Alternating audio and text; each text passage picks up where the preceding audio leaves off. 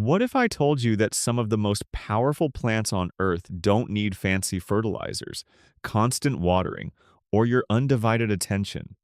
Most people think gardening requires daily effort and expensive supplies. Homesteaders knew better for centuries. And today, I'm going to show you 20 of them. Lamb's quarters. Wild spinach that costs nothing and outperforms grocery store greens. Chenopodium album spread across North America centuries ago.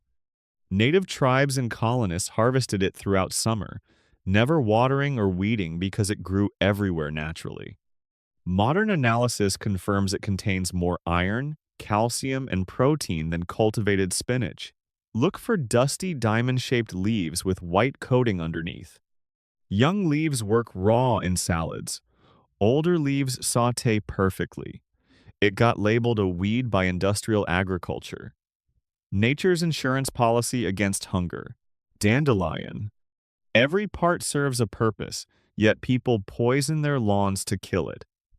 Taraxacum officinale traces back 2,000 years to ancient Greek physicians. European settlers deliberately brought seeds to America, planting them in kitchen gardens. Spring greens went into salads for liver cleansing, summer roots became roasted coffee substitute, fall flowers made wine.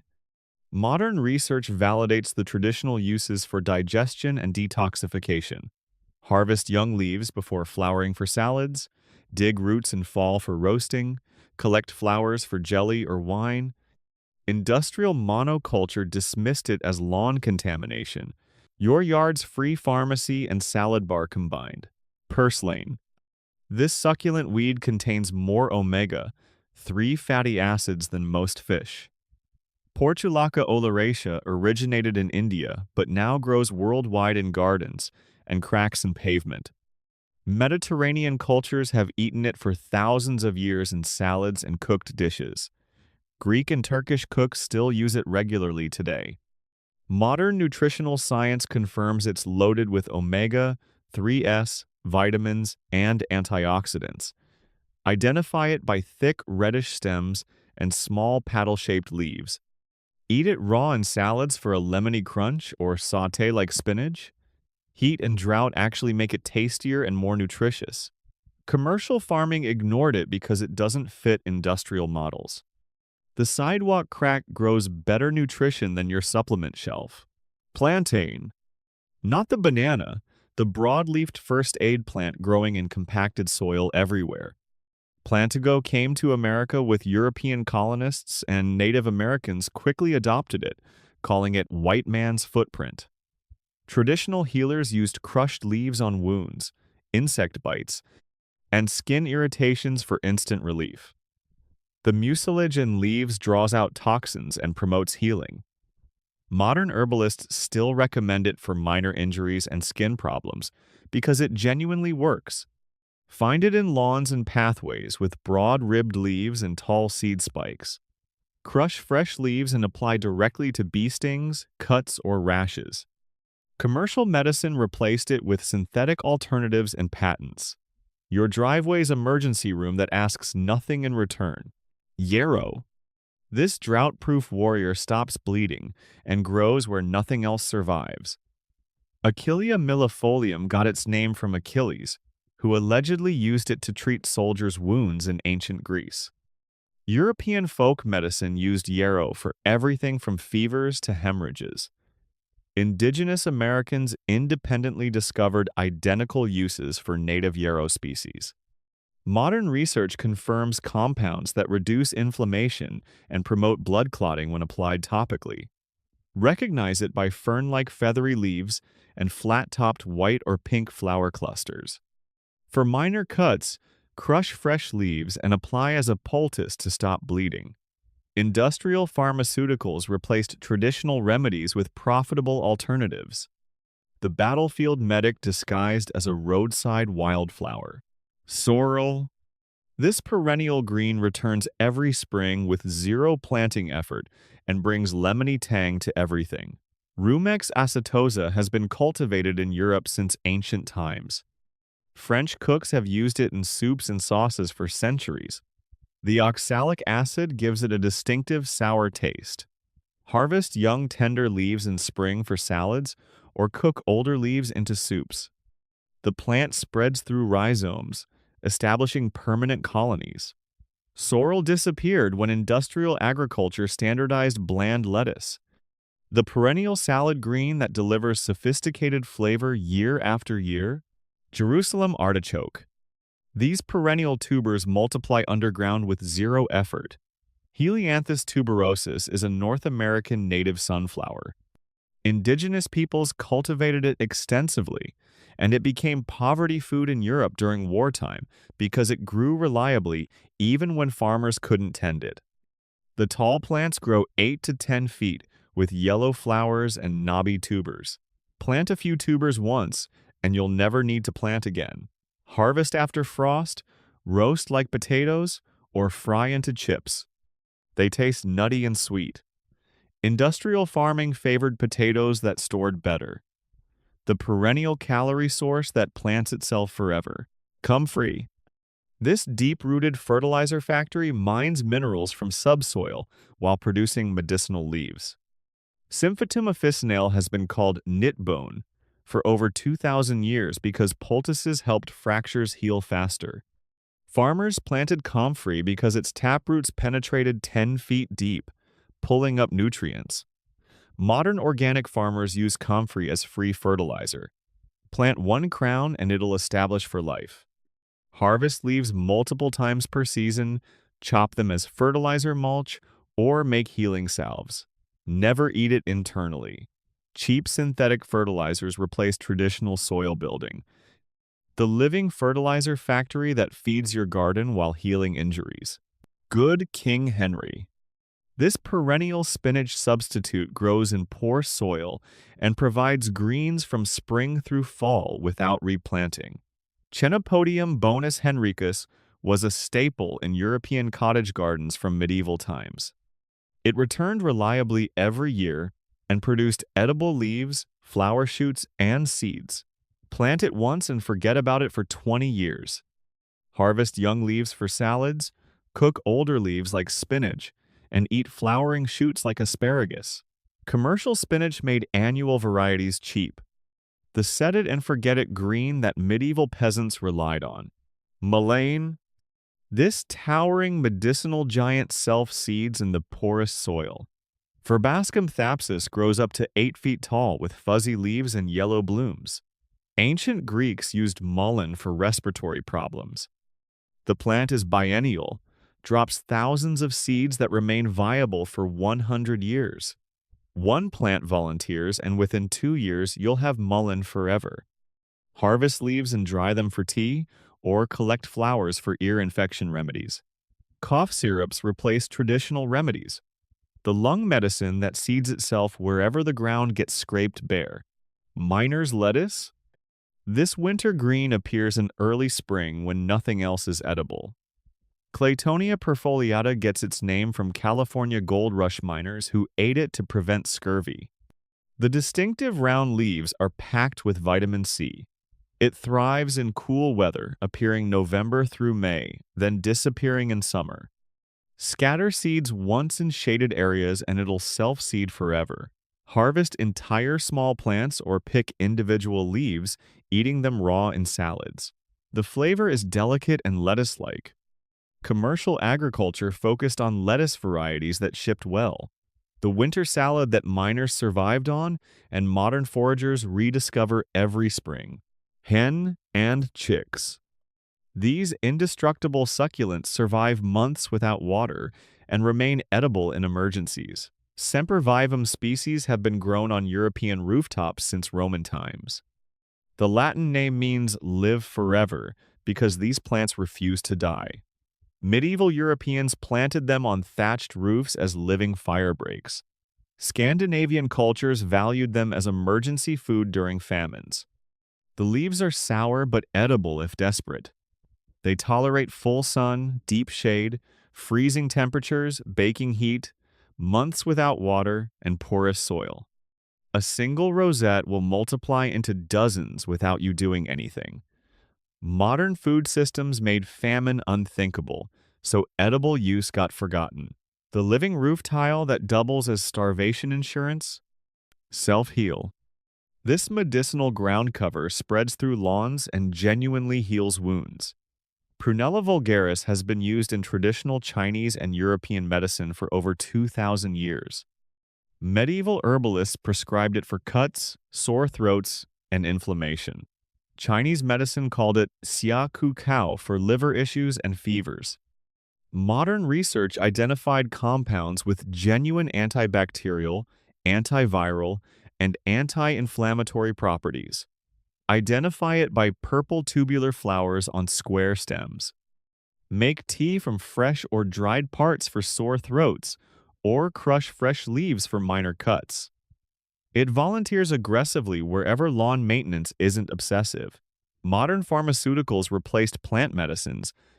The purple-flowered healer that survives every attempt to eliminate it from manicured grass. Amaranth. This drought-resistant powerhouse produces both protein-rich grains and nutrient-dense greens. Amaranthus species were sacred to Aztec and Incan civilizations. The seeds contain complete protein with all essential amino acids. Ancient peoples used amaranth grain in porridge and ceremonial cakes. The leaves are eaten as cooked greens throughout Africa, Asia, and the Americas. It thrives in heat, tolerates drought better than almost any grain crop, and grows in poor soil. The plants grow 4 to 8 feet tall with gorgeous red or golden foliage. Harvest young leaves for greens, then collect dried seed heads and thresh out grain. Cook seeds as porridge, pop like tiny popcorn, or grind into flour. Colonial suppression and industrial agriculture's preference for mechanized grains nearly eliminated it. The sacred grain that survived Spanish prohibition and drought. Dock. These deep-rooted giants produce edible leaves and medicinal roots while improving soil and growing where nothing else will. Rumex species grow worldwide with massive taproots, penetrating several feet deep, breaking up compacted soil and mining minerals from subsoil. European herbalists used dock roots for liver complaints, skin conditions, and as blood purifiers for centuries. The leaves are edible when young, similar to sorrel with sour tangy flavor from oxalic acid. Native Americans found dock growing around European settlements and adopted both food and medicinal uses. The plants are nearly indestructible, regrowing from root fragments if you try to remove them, and tolerating everything from flooding to drought. Sheep farmers traditionally valued dock because livestock ate it, and the deep roots prevented erosion on hillsides. Modern herbalists still use yellow dock root, specifically as a gentle liver tonic and source of bioavailable iron for people with anemia. Research has identified compounds with genuine effects on liver function and mineral absorption. Here's how it works. Dock volunteers in gardens and waste areas on its own, or you can deliberately plant it once and it'll establish permanently. Harvest young leaves in spring before they get too bitter and tough, cooking them like spinach with the sourness balanced by other ingredients. In fall, dig roots from second-year plants, clean and dry them for medicinal teas or tinctures. The roots are bitter and astringent, but genuinely effective for traditional uses. Dock persists everywhere but got culturally forgotten as people stopped using wild plants for medicine and modern greens replaced foraged foods. The deep-rooted soil improver that feeds and heals while everyone calls it a weed. Stinging nettle. This protein-packed superfood stings you on contact but contains more nutrition than most vegetables and spreads aggressively without any help. Urtica dioica has been valued as food and medicine across Europe, Asia, and the Americas for thousands of years. The sting comes from tiny hollow hairs that inject histamine and other compounds when touched, causing immediate burning pain that can last hours. Despite this defense mechanism, nettles have been deliberately cultivated because the nutritional and medicinal benefits outweigh the annoyance. Ancient Greeks used nettle for arthritis and respiratory issues. Medieval Europeans ate nettle soup in spring as a blood cleanser and energy booster after winter. The plant spreads through underground rhizomes, forming dense colonies in rich, moist soil, where it crowds out competing vegetation. Modern nutritional analysis reveals why traditional peoples valued it so highly. Nettles contain more protein than most leafy greens.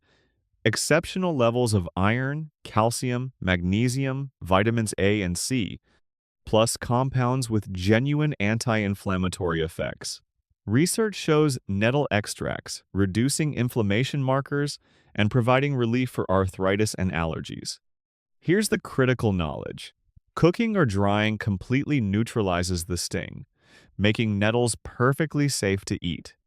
Wear gloves to harvest young spring growth before flowering, blanch or steam the leaves, and use them like spinach in any recipe. The taste is rich, slightly earthy, deeply satisfying in a way that cultivated greens somehow aren't. Make nettle soup, dry leaves for tea, or blend cooked nettles into pesto. The plant requires zero maintenance once established and will actually take over areas if not managed. Stinging nettle got forgotten as modern agriculture provided year-round vegetables, and people lost tolerance for foods that fight back. The aggressive spreader that stings to protect nutrition you literally cannot buy in stores. Horseradish. Plant this condiment once and you'll never be able to kill it completely, which is exactly what you want for zero-maintenance growing. Armoracia rusticana produces thick white roots with sinus-clearing heat that's been valued in Eastern European and Russian cuisine for centuries. The plant originally grew wild across Russia and Eastern Europe, where peasants dug roots for preserving food before refrigeration existed. Grated horseradish mixed with vinegar stays potent for months and kills bacteria in preserved meats and pickles. Jewish traditions incorporated horseradish into Passover seders as the bitter herb. German and Eastern European immigrants brought it to America, where it naturalized and spread aggressively. The plant is virtually indestructible, regrowing from the tiniest root fragment left in soil and spreading slowly through underground runners.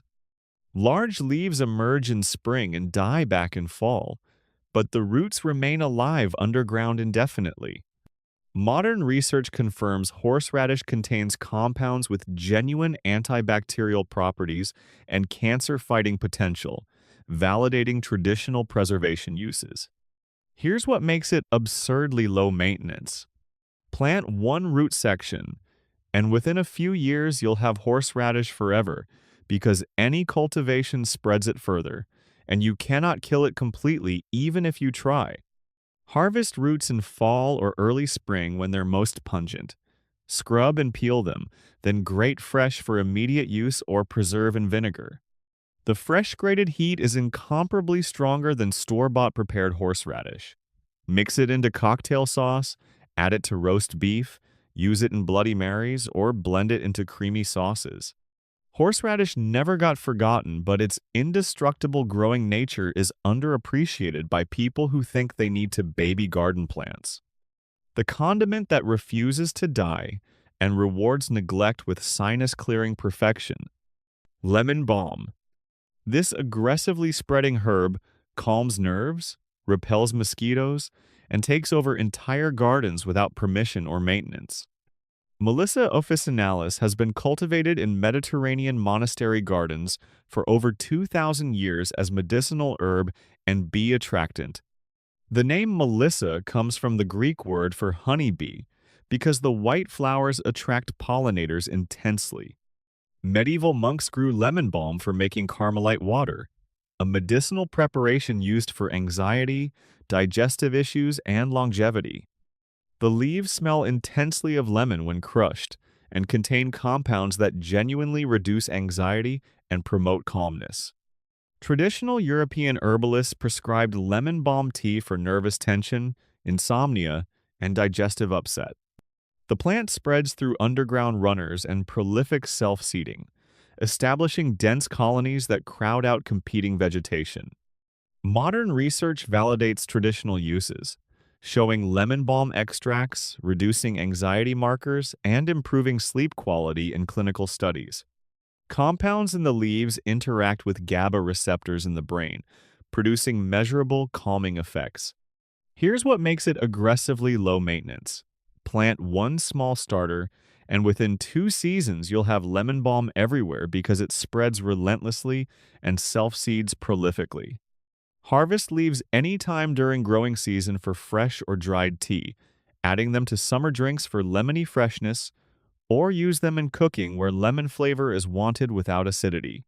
The taste is bright, lemony, slightly minty, genuinely refreshing in iced tea.